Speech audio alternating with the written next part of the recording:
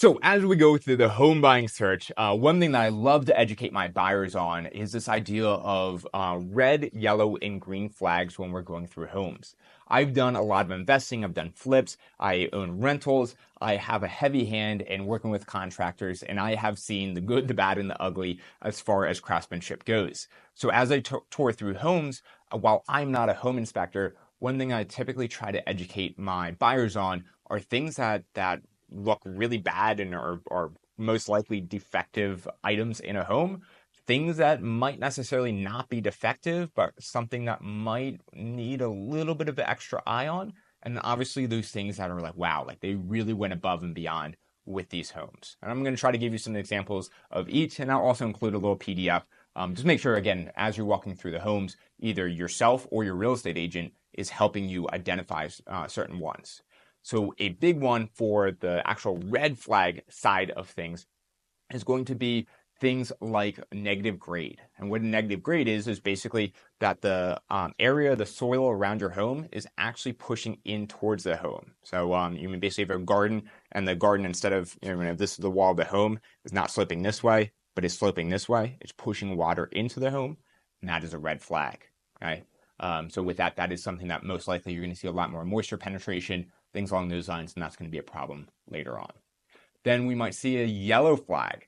A yellow flag is, again, typically something that it kind of shows that the level of craftsmanship isn't there. It was done right, but it probably wasn't done by a professional. And I always joke, whenever I go down to a basement and I see a bunch of tools, especially like Ryobi tools down in the basement, and I see that you almost know that the homeowner is doing some of these home improvement projects themselves, and most likely might not have done them to code. So that's kind of yellow flag. Again, they might have done it right, but it might not have been done right. And there are, again, little things like plumbing fittings, what we call like the little shark bite connections.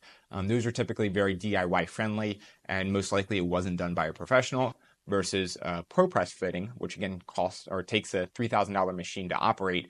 And to get those ProPress fittings, I know for a fact that, hey, that was a professional plumber, that was a professional HVAC tech that was doing that work, and it wasn't a homeowner buying a $3,000 device to get that done. So that's, again, kind of the yellow flags is like, hey, does it seem like a professional was doing it? Or, hey, was this a homeowner or some sort of other contractor that wasn't a specialty doing this work?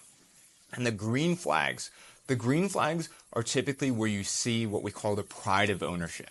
That homeowner has gone above and beyond to make improvements above what code is or above what is expected for a home of this period.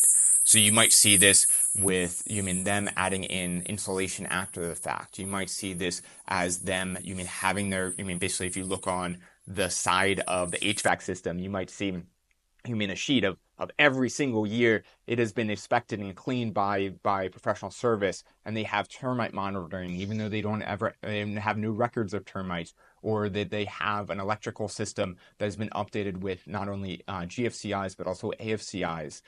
These are things that again aren't necessarily required, but like, wow, this homeowner has gone above and beyond to make sure that these safety prevention pieces are there. So again, this is just a very simple list. There's obviously a whole ton more of those red, yellow, and green flags, but it does, again, kind of give you more confidence to say, hey, this home is looking really tight and looking really pretty, or hey, I know the countertops look really cool and the cabinets are new, but hey, this electrical system looks like a nightmare, or looks like this HVAC system is on its last leg, and you might not want to buy this home even though it is very, very pretty.